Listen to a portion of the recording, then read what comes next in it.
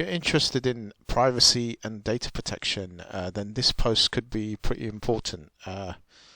It's today from Richard Hart, and he's talking about Ethereum. This is no good.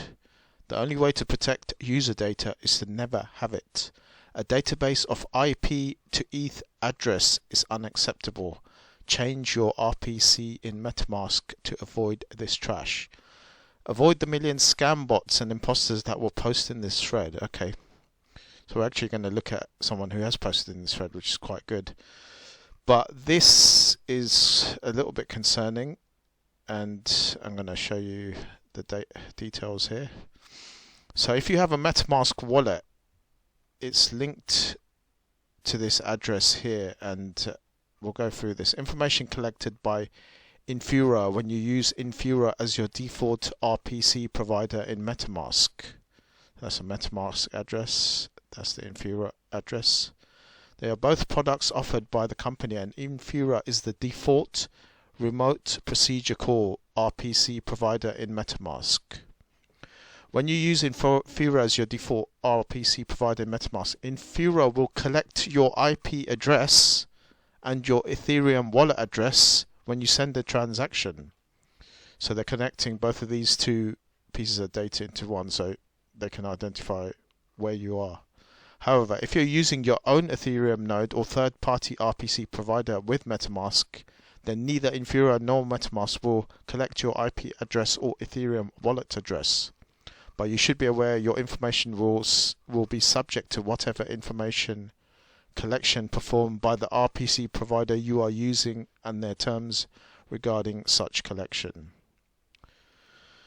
Right, so it looks like all that data has been collected and they're combining those, so this is not to your interests. So what this guy has put in, this is Joe Dirt. I don't know who he is, I've never seen him before. Seems to be a Hex guy. He's followed by 26 people that I follow, so he's probably okay, but we'll just look at his screenshot. So when you go into MetaMask, you'll be familiar with these. That's the account icon, that's the settings. Let's come out of that one. The next one is the networks, and then this is the Ethereum network, so you do that. And this one here is where you can check this section here, and that is by default your RPC should be Infura. So I'm going to go into mine shortly after I finish this clip, and I'm going to check there. So what it also does is it has this drop down here, but the problem is you don't know what all these other third-party RPCs are going to do with your data. So this is quite advanced stuff that you need to do your own research on. So for the time being, I'm probably just going to, I don't know if you can delete this or just leave it as it is. I may try and delete that, I don't know, or just leave it as it is, and then I'll have to do some more research into this. Feel free to change your other third-party RPCs if you do not want your IP and ETH address collected.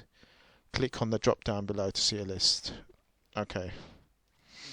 So what he's done is he's given an article here, but this is advanced user stuff, so I'm not going to go into that. If you want to change your RPC, I don't know, if in the introduction to running your own nodes, etc., this is advanced stuff, so I'm not going to go into that, but it's there for you to look at. So your data's been collected, and if you want to do something about it, you're going to have to look into this.